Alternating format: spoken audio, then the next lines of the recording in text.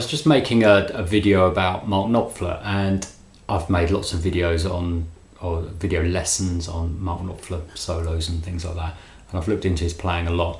And there's a thing that has occurred to me quite recently about a scale pattern that he seems to use a lot.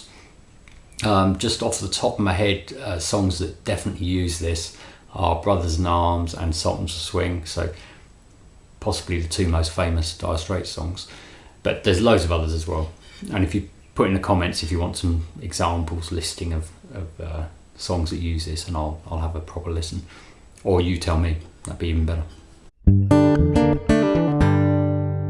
Okay, so what it is, it's the standard pentatonic minor that everyone uses. So let's say we're in the key of A minor. You probably know this. A pentatonic minor would be.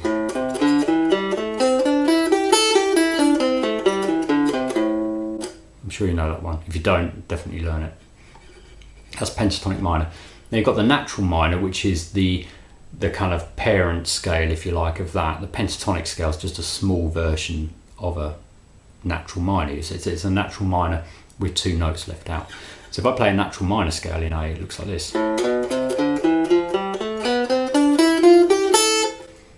Right, so one of the differences between the two, well, one of the additional notes I should say that's in the natural minor and not in the pentatonic, is this note. And that's called the ninth. So if I was to play a pentatonic minor, but just add in that ninth, I'm playing a 2-octave pattern, but I'm just going to put it in there once. I get this. So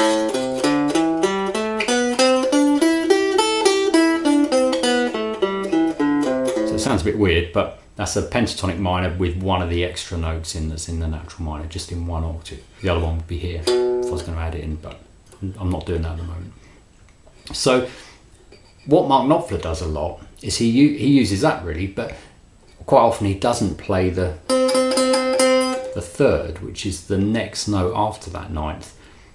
If it's confusing as to why the note after a 9 is called a 3, then put that in the comments. I'll do a little lesson on that as well. So he replaces this one with this one, so you end up with this.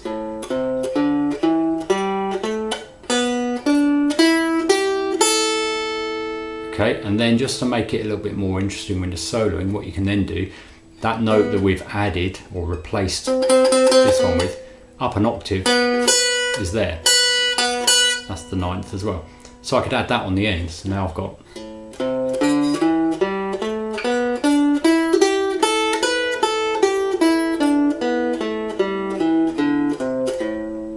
So the note I've taken out is called the minor third, or flat third. I've still got it in here,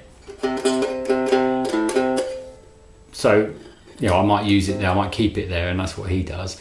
But at the top end and in the middle, I'm not using the minor third, I'm using the ninth instead.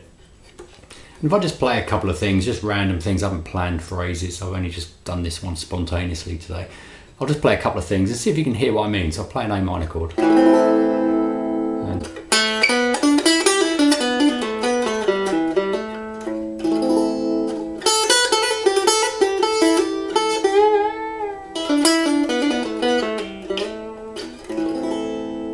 or think of something like this. You might recognise that. Different key, but see what's happening there. Pentatonic, but then not this note. Everyone else would do this. There he goes. So just using the 9 instead of the third. In the middle and at the top. Now I accidentally hit the third there, but it doesn't matter, I just went into the 9th anyway and used both. And actually that is what he does a lot. So he'll still use the third a bit, but use the 9th more, and the 9th is a really, really effective note when you're soloing. A good thing, just as an aside, a good thing about the 9th note is it works in major and minor, so it doesn't matter what key you're in, you can always put that 9th in, add it into your pentatonic scale. Always works. It's a really effective note, has a really nice sound. So if I've got an A minor chord and I play a 9, that note with that chord, it gives you this kind of sound. It's just got really effective sound over the top of a straightforward minor chord. And it works in a major as well. So give it a go. Just take the standard pentatonic scale,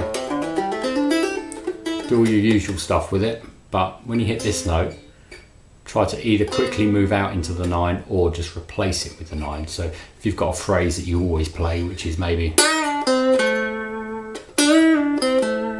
try playing the same phrase, but instead of a third, play a ninth. And it just gives you a different sound. It's not necessarily better, it's just a different sound. And if you like Mark Knopfler's playing and his phrases and stuff, then try it, because he definitely uses this. So just a quick one today. If you'd like to see lessons on anything else, specifically sort of Mark Knopfler things would be good, but anything that you think of, you think I might be able to do a lesson on, then put it in the comments, and if I can, I'll get onto it. Okay, thanks for watching, and please click like and subscribe if you can. Thanks.